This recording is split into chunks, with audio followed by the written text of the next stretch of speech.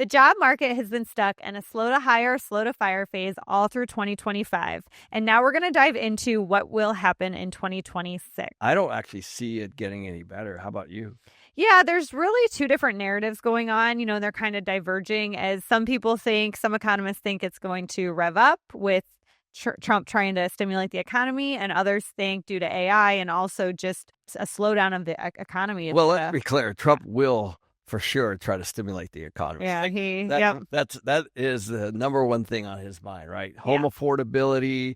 He's trying to get the rates down. He's trying to get people to borrow. He wants that momentum. He also really, really understands real estate, which is extremely, really important, I think, because CPI represents anywhere from 30 to 40% of the inflation rate. So that owner's equivalent of rent, or OER, which is what they call, that is inflationary or not. And we're not going to have that. It's not going to be an inflationary component in 26 because of the concessions and the flat rents and all the stuff that we're all experiencing right now from the overbuilding. So he's going to have, he understands that, he's a real estate guy, right? Mm-hmm. So I think it's going to be a very, very interesting time. Yeah, I think why the data is so confusing is you do have layoffs that have been ramping up later into 2025. January is always a big layoff time because, employers don't want to do it during the holidays. So we're going to have more this month. But then at the same time, we have GDP growth. So it's like the economy isn't doing terrible, but at the same time, we're seeing hiring and unemployment. Yeah, but here's the one thing, just like it's happening at an individual level, like we all know, like when we go to the store and the prices are more, and we are feeling the pain of inflation, right? Mm-hmm. And each administration keeps pointing at the other one. But at the end of the day, the consumer doesn't really care, right? At the end of the day, it's just inflationary. It's also hitting the employer. Yeah, I think this is the most important piece.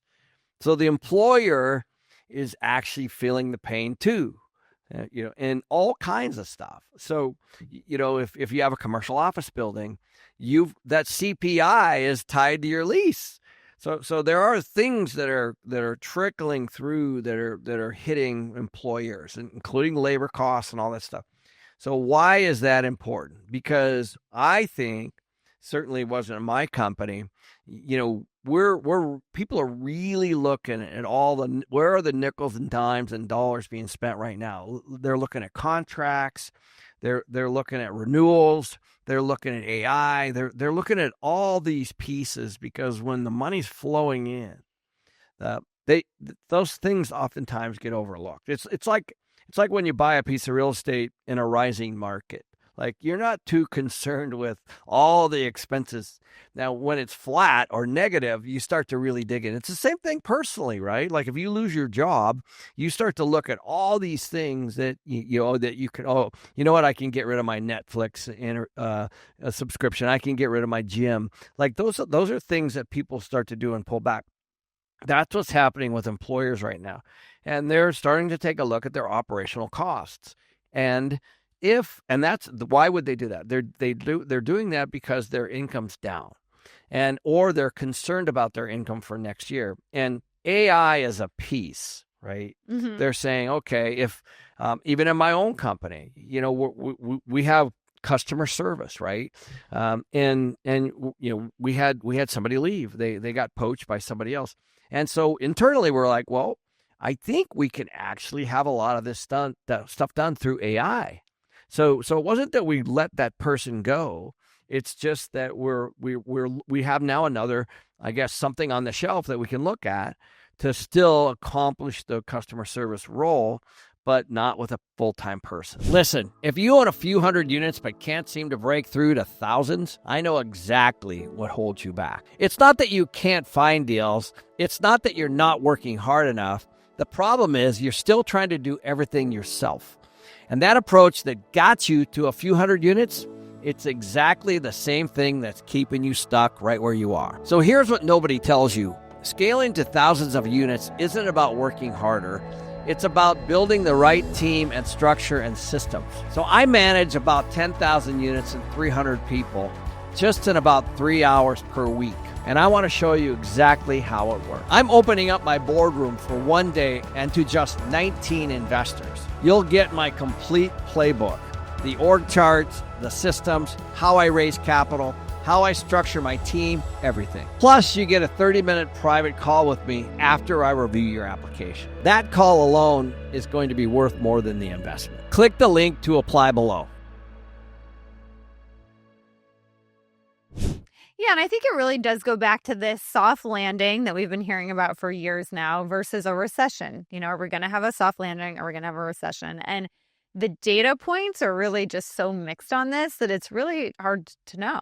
I don't see a recession anywhere in the cards, like at all. We have to. Everybody keeps talking about these crash bro videos drive me nuts. These guys are on YouTube doing all this clickbait stuff. Listen, I've been through a couple, right? The most recent being the 2008 crash. There's one thing missing that nobody continues to bring up. It's because it doesn't exist. And those are bankruptcies and defaults. Like, defaults are not that high. They're not. And so you have to have people default for there to be a crash, period. Like, there isn't, and yes, you can, people are making these minute little things. Oh, the market clicked upwards, 1/100th of a tenth of a point or something like that. It's ridiculous.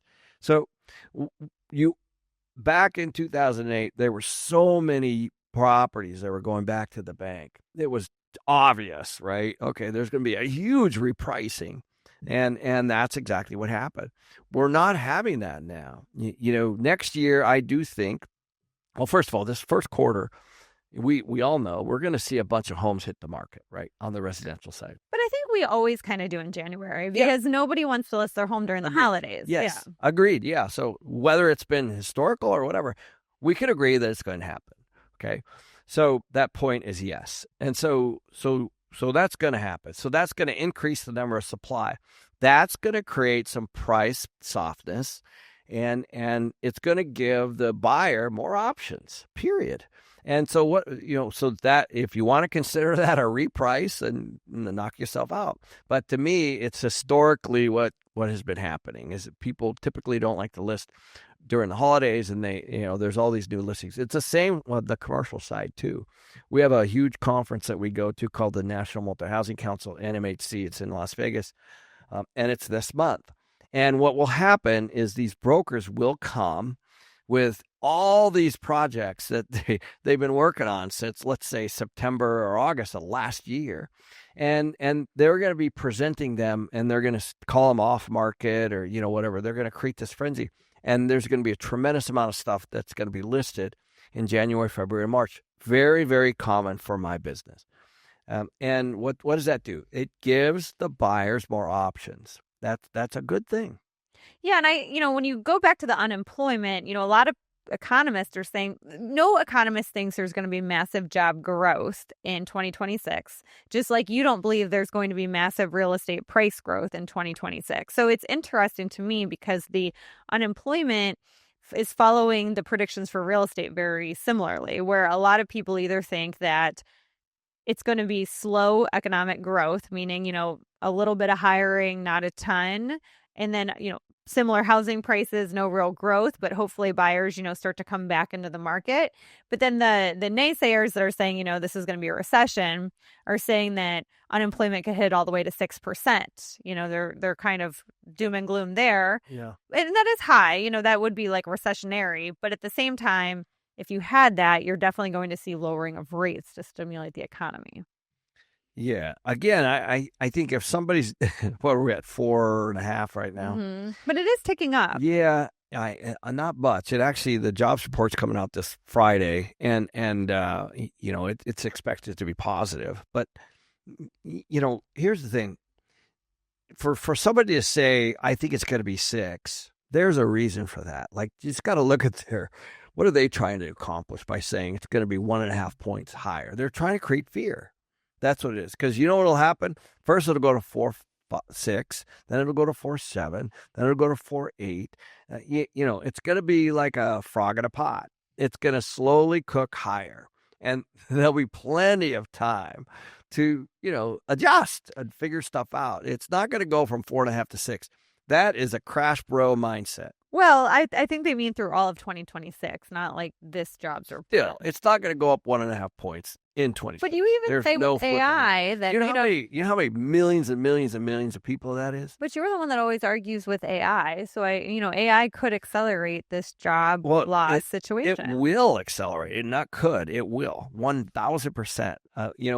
But people are just starting to figure it out, right? Mm-hmm. They don't know exactly where to apply. Now, some people have really embraced this, obviously, but I would say the majority of employers are starting to roll this out. I know people now that have appointed people in their company that are in charge of AI, and they're just now. This is all new.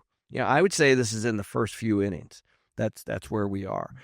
This is going to be a very, very different next year and the year after. I think you're going to start to see absolute certain functions are going to be very, very commonly AI instead of like customer service is a great example. That's a really, really, really good example of doubt. Uh, you you could easily replace that job with an AI function, right? Mm-hmm. Or a virtual But how assistant. many customer service and virtual assistant positions are, right? I mean, that Right. would take it up Right. probably right Oh, there. actually that's a really good analogy. So let's take a look at when you and I started using virtual assistants. Was it 5, 6 years ago? Okay. Before the curve, right? Like you and we have some people from the Philippines, we have some people from London, we have some people from Thailand, some people from Mexico. We've had them do different things. Certainly with our YouTube channel and the stuff we do here, we have editors and thumbnail people and people that are doing all kinds of graphics and things like that. And we get banged every day. Okay. That was not the case 3 or 4 years ago, 5 years ago. We actually have to seek this out, remember? Mm-hmm. Okay, now it's more commonplace. Now it's commonplace. I'm getting stuff in my LinkedIn for VAs all the time. And before we were having to look for it. So now that's become a crowded space. Now that's becoming more commonplace. AI is going to roll out the same way.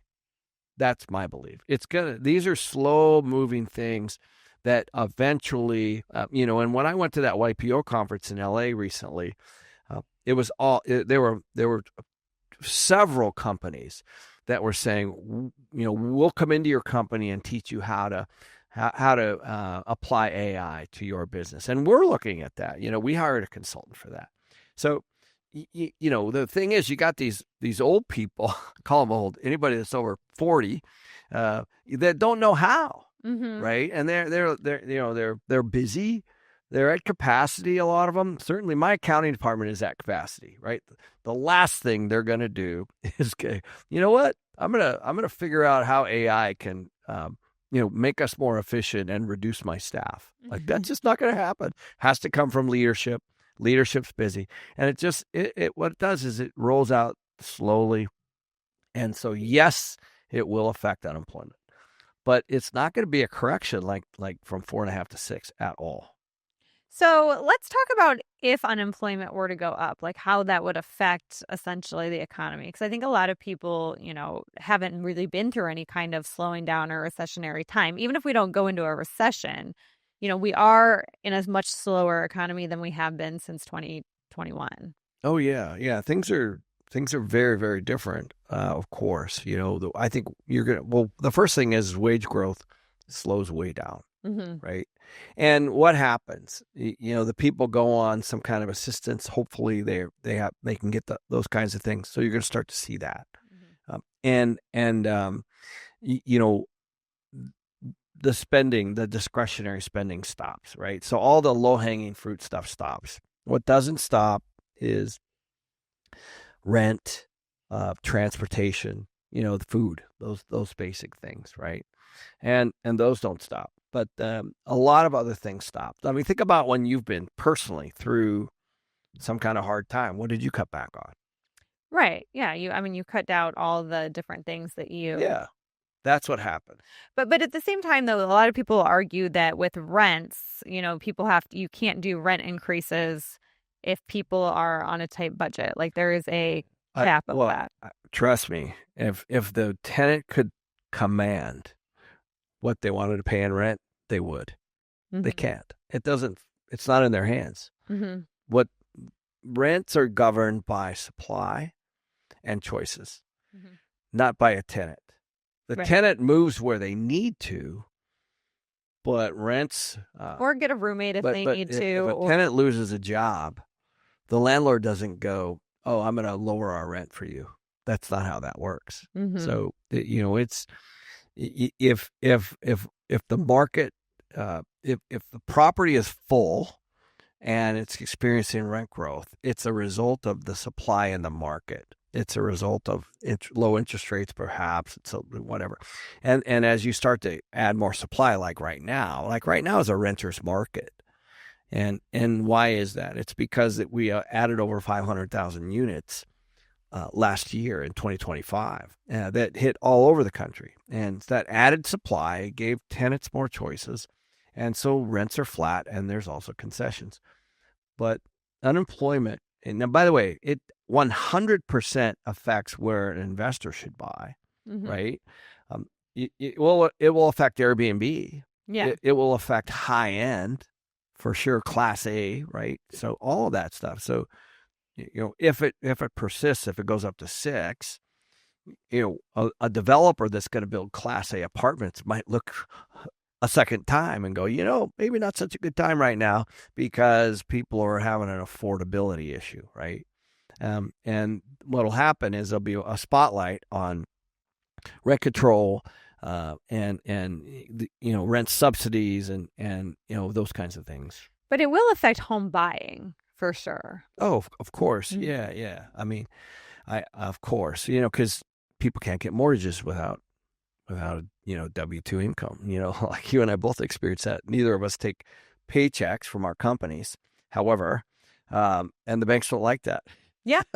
Yeah, they really don't. And, but it'll be interesting, with, because part of the real estate market going into 26 is obviously that demand. Rates have been better, so demand's going up. But if there is a high spike in unemployment, but I guess my question though is it depends on who's unemployed, right? Because if it's people that couldn't afford to buy homes anyways, like say it's a lower wage worker that home buying wasn't on their radar, then it's not going to affect it the same way as if, people that are making more money that are buying homes in the first place are losing their jobs. Yeah, I think, well, there's a couple things. One, I think this is going to be the year where AI is going to creep into the white collar, Mm-hmm. right? And if you really want to rip the Band-Aid off, you can take a look at blue collar, like trades like plumbing, electrical.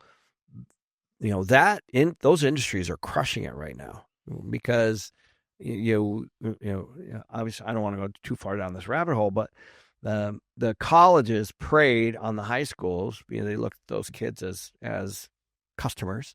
They all went into school and they got into student debt. And then what happened was, but when I was growing up, my dad was a journeyman. He was in the sheet metal business, HVAC contractor. And there was a whole regiment system behind him, right? He was, as he was getting older, he was training younger guys. Well, that's gone. And so what you have is these trades, or these people are getting older and older and older, and there's nobody coming up behind them, but they're crushing it. Like, this is an industry I understand. I mean, I do understand the HVAC and the plumbing, electrical business. And, even one of our handymans, like we're up to $75, even $100 an hour for people come to your house. Mm-hmm. Right. And what, 4 or 5 years ago it was 30, 40, Mm-hmm. right? Okay. So why is that? It's because they can command that price. There's a shortage.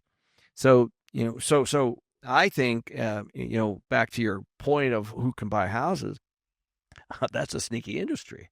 That's the rising industry. White collar's in trouble. The middle, 2, 3, 4 layers of mid-management, they're in trouble. What's going to continue to rise and what's going to be the star of this next decade are going to be the blue collars. Don't you agree? Yeah, I totally agree. Yeah, I mean, I think that's where all the money, because AI can't replace that, right? no, that's the thing. And high level white collar too, because you're always going to need a human, or at least for a long time, a human to kind of yeah, but circumvent I what's gotta going tell on. you, like my friends that are in the law business, they're freaking out. Yeah, legal is Legals, legal. like, think about this, guys. Like, I got a term sheet. I think I may have mentioned this. I got a term sheet from a very big company, And I ran it through chat and I said, how would you renegotiate this? And boom, before I would have sent that to my attorney, I would have waited for a response. I would have had a phone call. It would have been, let's say, a week, whatever. It was immediate, right? And now, granted, I still sent it to my attorney and said, what do you think of this? And he got back to me. He's like, these are really, really interesting, good points. And so we still discussed it. But the point is, we have friends that have sold their practices, and anything like wills, estates, PPMs, these kinds of businesses they're in trouble with chat, and because you can literally have documents created, insert your stuff, and then just have it reviewed. To your point, I'm not saying you don't need somebody to rubber stamp it and review it, but you're not paying these big numbers. And so that's what I mean by white collar. Well, and it is affecting things, because I had a legal document I was looking at last week, and I normally would have to call an attorney, but I just ran it through chat, and that probably saved me $300 and some, right? So yeah, and it's the same thing's happening with tax planning, and but here's where it's not happening. My AC went out. Like, you know what I mean? Like that. I will tell you, I chat GPT'd why the washer in my tent. I saw like, that. It wasn't you working. took a photo. Tell the story. It's just... Yeah, so I had my tenant had a washer and it was stopping, and I was debating, do I bring out a plumber or do I need a new washing machine? Because is it the plumbing? So I literally sent the video to chat, and based on the video, chat told me that it's not the plumbing because X, Y, and Z, and that it's a washer. That just blew my mind. And it would even told me what part of the washer that needed looked at and probably replaced. But as you guys all know, it's just cheaper to buy a new washer than to get somebody out to fix it. And the best part is that you came armed with the handyman. You actually are saying, what about this? What about that?